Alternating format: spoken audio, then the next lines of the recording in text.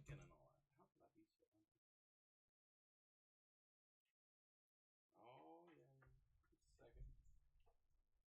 Wow! I lost my page. Well, it is Minute Bible, verse 2. And I lost my page. For August 2nd. There we go. Saul, the first king of Israel. Samuel, one of the many reasons that Samuel... Hey, where's my... Come over here. Are you hearing me? One of the many reasons that Samuel was unique was because he was the last of the judges and the first of the prophets, and his mother, Hannah, asked God for a child, and Samuel was her gift. His name actually means asked of God. As a young child, Samuel got the privilege of being in God's presence. It was obvious that God wanted to use him in great ways. Eli, a priest, was instrumental in helping Samuel learn God's standards. It's great to see an example where God prepared a child to do his work. Consider this: you're never too young for God to begin working in your life. Spend a minute and ask God to send the right person, like an Eli, to train and help you grow stronger in your faith. Samuel summoned the people to the Lord at Mizpah and said to the Israelites, "This is what the Lord, the God of Israel, says. I brought Israel out of Egypt, and I rescued you from the power of the Egyptians and all the kingdoms that were oppressing you. But today you have rejected your God, who saves you from all your troubles and afflictions. You said to him, 'You must set a king over us.' Now therefore present yourselves before the Lord by your tribes and clans." Samuel had all the tribes of Israel come forward, and the tribe of Benjamin was selected. Then he had the tribe of Benjamin come forward by its clans, and the Matrite clan was selected. Finally, Saul, son of Kish, was selected. But when they searched for him, they could not find him. They again inquired of the Lord, "Has the man come here yet?" And the Lord replied, "There he is, hidden among the supplies." They ran and got him from there, and when he stood among the people, he stood a head taller than anyone else. Samuel said to all the people, "Do you see the one the Lord has chosen? And there is no one like him among the entire population." And all the people shouted, "Long live the king." And Samuel proclaimed to the people the rights of kingship. He wrote them on a scroll, which he placed in the presence of the Lord. Then Samuel sent all the people away, each to his own home. 1 Samuel 10 and 17 through 25. I noticed that he's taller than everybody else. And so men choose a king over, by looks and being awesome, big and strong. I think it mentions that later when they're selecting David. Interesting. God's little devotional book. Oh, did you play this song?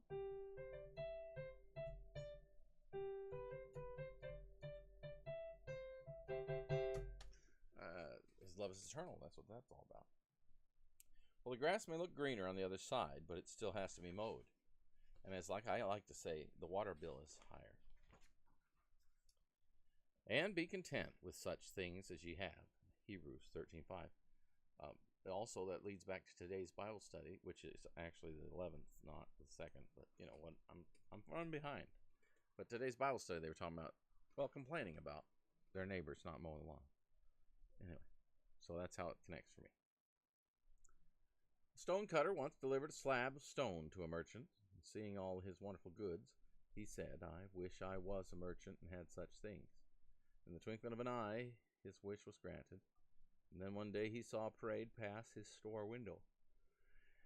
He saw a prince pass by in splendor, and he said, "I wish I was a prince," and immediately became a prince, until the day the hot sun beat down upon him, and he said, "I wish I was the sun, greater than any man."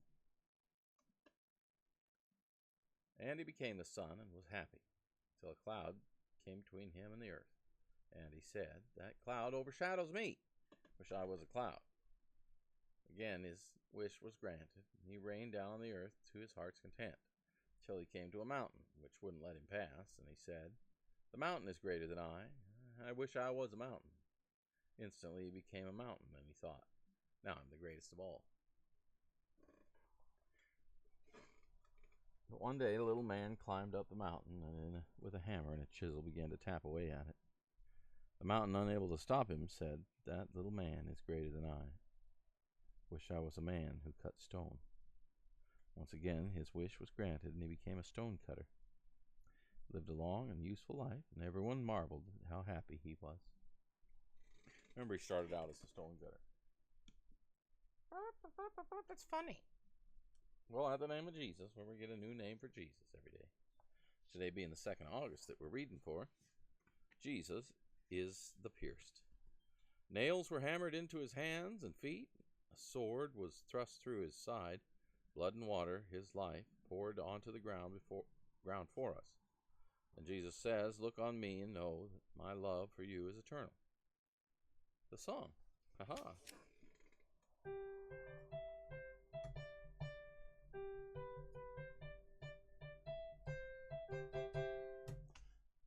Breadcrumbs.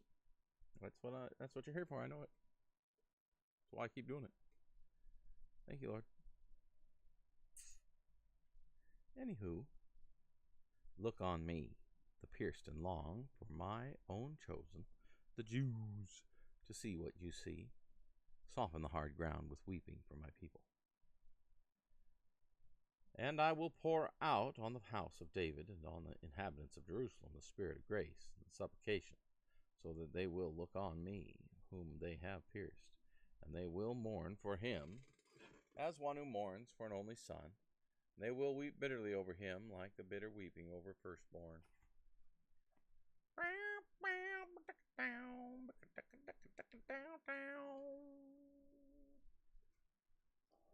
No, I don't know why either.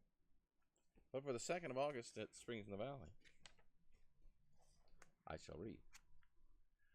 They waited for me as for the rain, and they opened their mouth wide as for the latter rain. Job 29:23. Lord shall satisfy thy soul in drought, and thou shalt be like a watered garden, and like a spring of water, whose waters fail not. Isaiah 58:11. Travelers are enthusiastic over a species of palm tree which grows in South America. They call it the rain tree.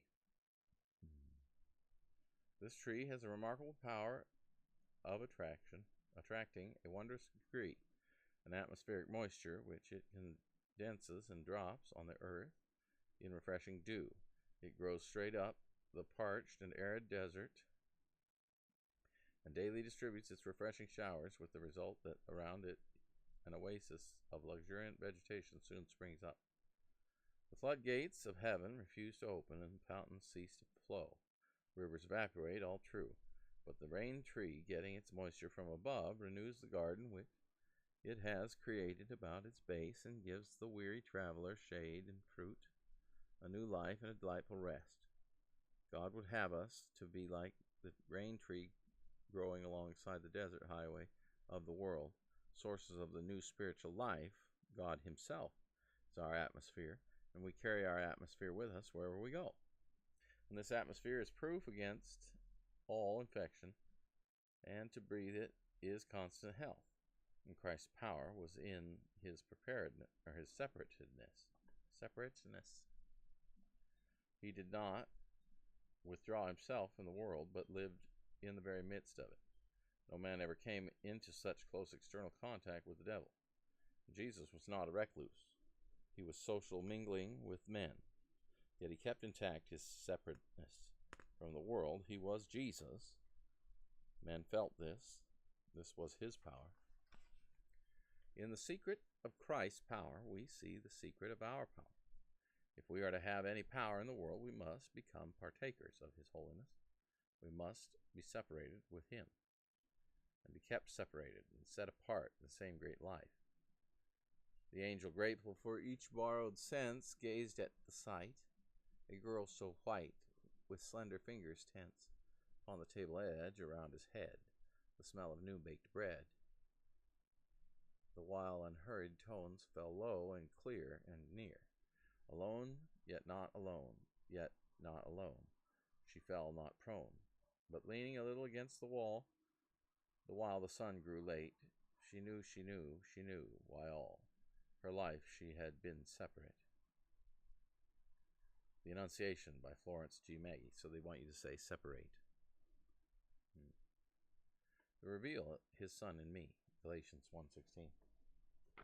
Indubitably, I could see why they wanted it. Pronunciation. Woohoo! Hi, microphone. How are you doing? You're so close to me.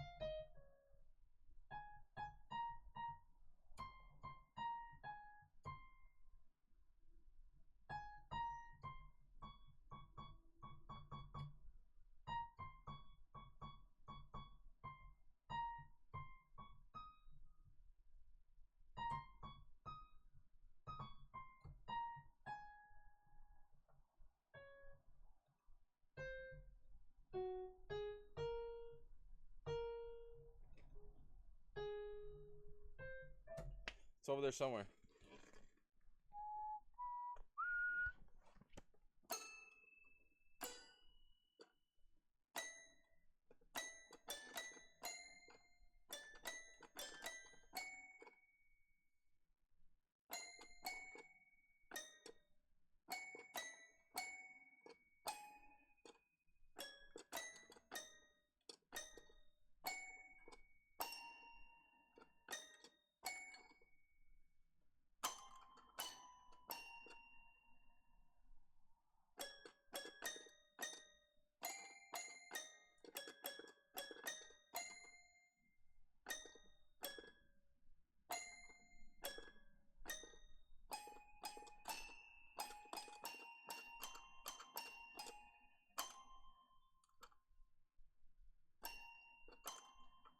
Out of keys.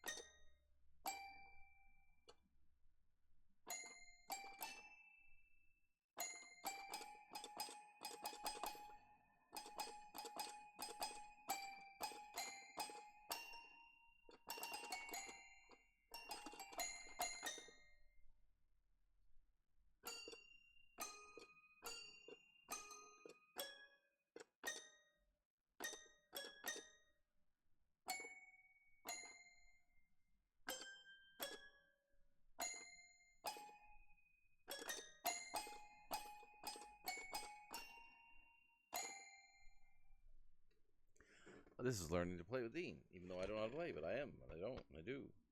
That's the way it goes. Reading the Holy Bible. Version is the Daily Bible. Rearranged chronologically by author F. Smith, who offers this commentary on the effect of Jeremiah's preaching. It is obvious that Jeremiah is maturing both as a young man and as a prophet of God. He has been in the crucible of conflict and has emerged victorious. There will be more opposition and more personal sacrifice, but Jeremiah now has the fortitude to endure.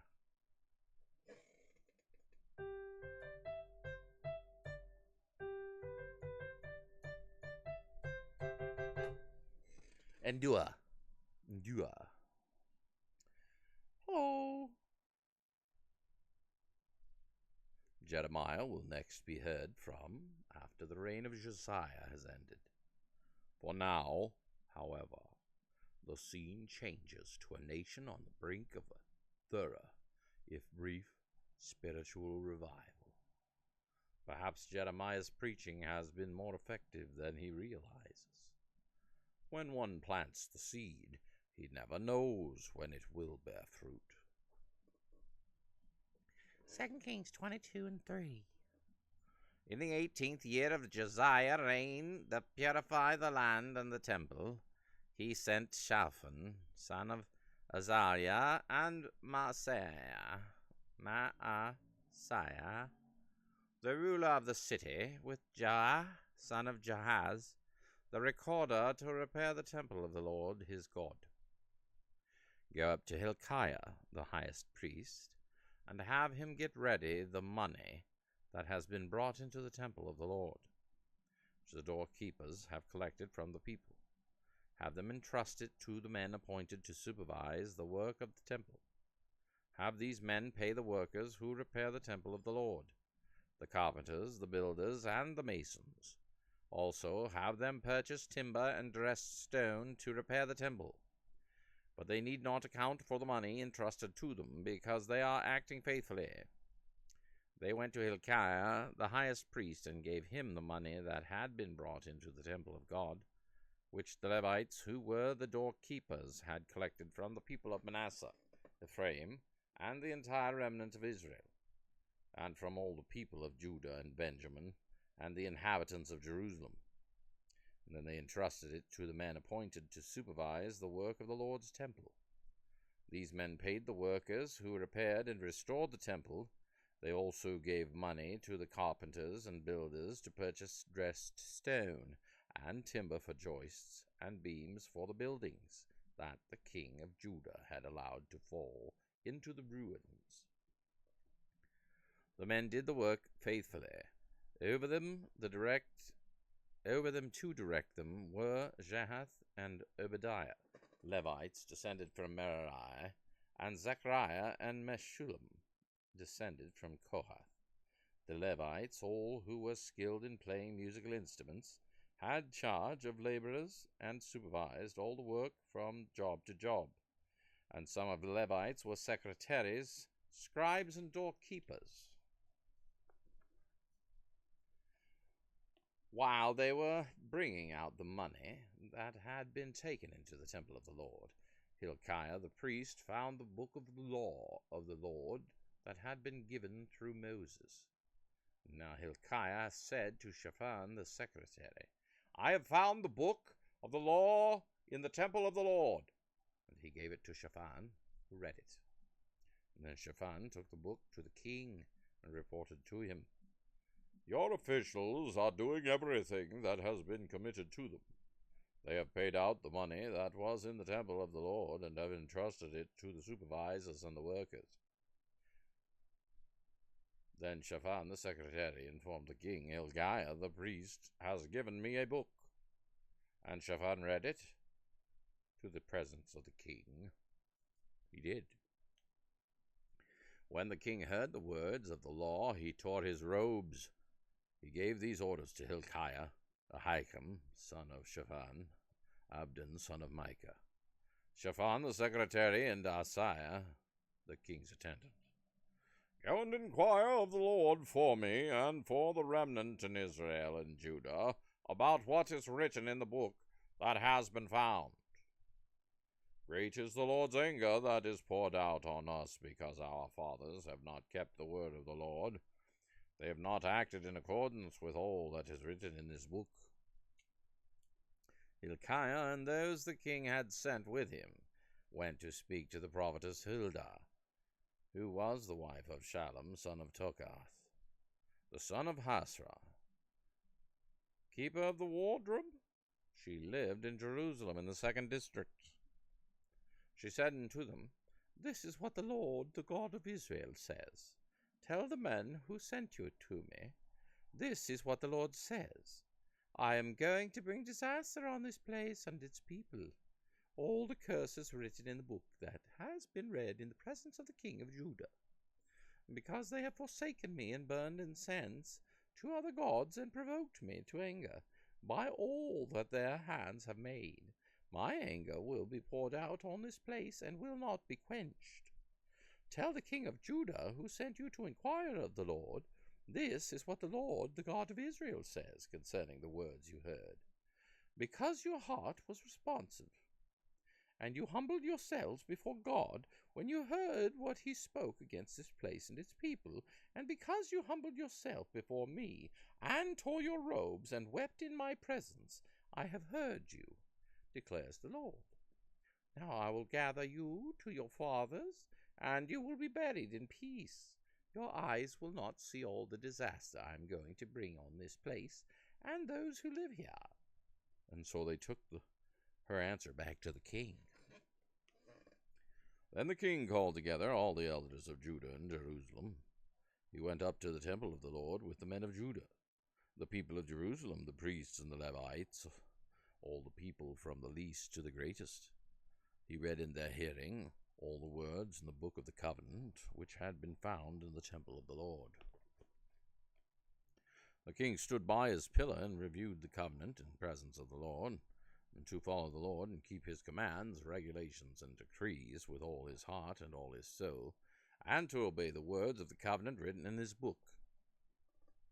Then he had everyone in Jerusalem and Benjamin pledge themselves to it. And the people of Jerusalem did this in accordance with the covenant of God and the God of their fathers. The king ordered Hilkiah, the high priest, the priests next in rank, and the doorkeepers to remove from the temple of the Lord all articles made for Baal and Asherah, and all the starry hosts.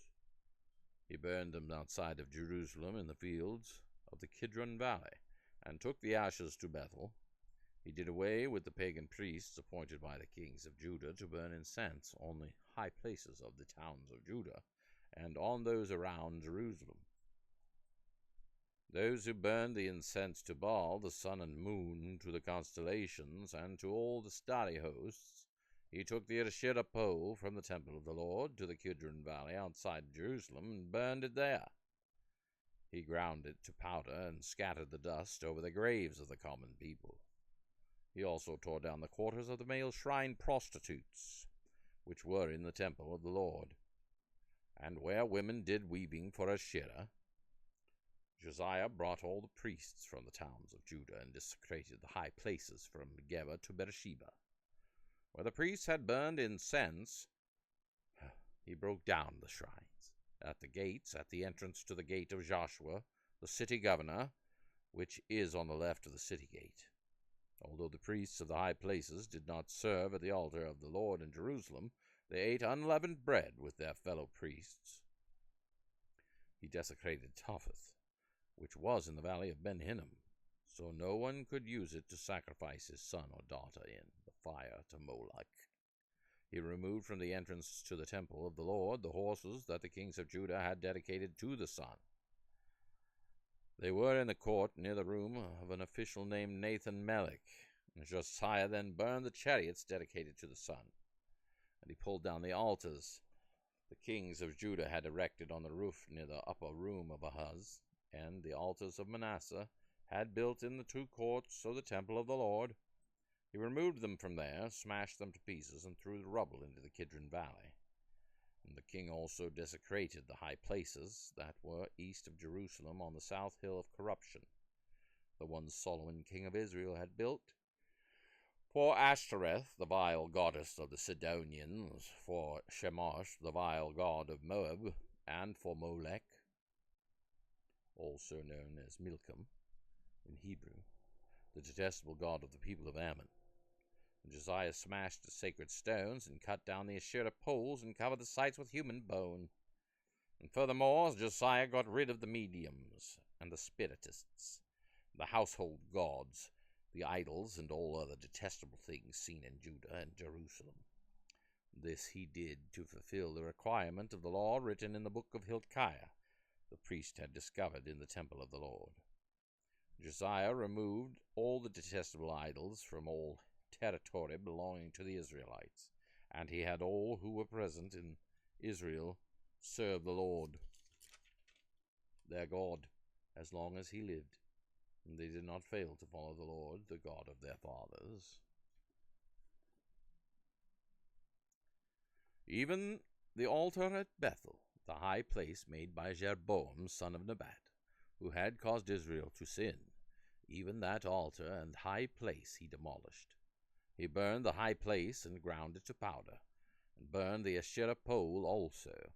And Josiah looked around, and when he saw the tombs that were there on the hillside, he had the bones removed from them and burned on the altar to defile it, in accordance with the word of the Lord proclaimed by the man of God who foretold these things. And the king asked, "What is the tombstone I see?" And the men of the city said, "It marks the tomb of the man of God who came from Judah and pronounced against the altar of Bethel the very things you have done to it." "Leave it alone," he said. "Don't let anyone disturb his bones." So they spared his bones, and those of the prophet had come from Samaria. And just as he had done at Bethel, Josiah removed and defiled all the shrines at the high places that the kings of Israel had built in the towns of Samaria, that had provoked the Lord to anger. Josiah slaughtered all the priests of those high places on the altars and burned human bones upon them. Then he went back to Jerusalem. Lots of killing then, eh? More killing, Lord, more killing. I know it's in our hearts, and thank you for the Lord Jesus Christ to have quenched us of such things. If it disgusts me, it must disgust you more. Indeed. Josiah celebrated the Passover to the Lord in Jerusalem, and the Passover lamb was slaughtered on the 14th day of the first month. He appointed the priests to their duties and encouraged them in the service of the Lord's temple. He said to the Levites, who instructed all Israel and who had been consecrated to the Lord, "Put the sacred ark in the temple of Solomon's son King David, king of Israel, built. It is not to be carried about on your shoulders. Now serve the Lord your God and his people Israel. Prepare yourselves by families in your divisions, according to the directions written by David, king of Israel, and by his son Solomon. Stand in the holy place with a group of Levites for each subdivision of families of your fellow countrymen, the lay people. Slaughter the Passover lambs and consecrate yourselves and prepare the lamb for your fellow countrymen, doing what the Lord commanded through Moses." Josiah provided for all the lay people who were there a total of 30,000 sheep and goats for the Passover offerings, and also 3,000 cattle, all from the king's own possession. His officials also contributed voluntarily to the people and the priests and the Levites, Hilkiah, Zechariah, and Jehiel. Did you hear him? Jehiel. The administrators of God's temple have the priests 2,600 Passovers offering, and 300 cattle, also Conaniah, along with Shemaiah, and Nathaniel, his brothers, and Hashabiah, Jael, and Jozabad, the leaders of the Levites, provided 5,000 Passover offerings and 500 head of cattle for the Levites. A bloody massacre, no doubt. It looked bloody. The service was arranged, and the priests stood in their places with the Levites in their divisions as the king had ordered. The Passover lambs were slaughtered, and the priests sprinkled the blood, handed to them, while the Levites skinned the animals. They set aside the burnt offerings to give them to the subdivisions of the families of the people to offer the Lord, as is written in the book of Moses. They did the same with the cattle. They roasted the Passover animals over the fire as prescribed, and boiled the holy offerings in pots, cauldrons, and pans, and served them quickly to all the people. And after this they made preparations for themselves and their priests, because the priests and descendants of Aaron were sacrificing the burnt offerings and the fat portions until nightfall. And so the Levites made preparations for themselves and for the Aaronic priests. The musicians, the descendants of Asaph, were in the places prescribed by David, Asaph, Heman, and Jeduthun, the king's seer. The gatekeepers at each gate did not need to leave their posts, because their fellow Levites made the preparations for them. And so at the time the entire service of the Lord was carried out for the celebration of the Passover and the offering of burnt offering on the altar of the Lord, as King Josiah had ordered. The Israelites who were present celebrated the Passover at the time and observed the feast unleavened bread for 7 days. Passover had not been observed like this in Israel since the days of the prophet Samuel. None of the kings of Israel had ever celebrated such a Passover as did Josiah. But the priests, the Levites, and all Judah and Israel, who were there with the people of Jerusalem. And this Passover was celebrated in the 18th year of Josiah's reign. The other events of Josiah's reign and his acts of devotion, according to what is written in the law of the Lord, all the events from the beginning to end, are written in the book of the kings of Israel and Judah. Commentary. Josiah's reign is truly a high point in the history of Judah, but it will not be enough to atone for 3 centuries of sinning on the part of Israel. The apparent lesson is that sin sometimes sets in motion certain consequences which even subsequent good intentions cannot forestall. What should we call today's reading? The effect of Jeremiah's preaching? FX got the movies. FX got the movies.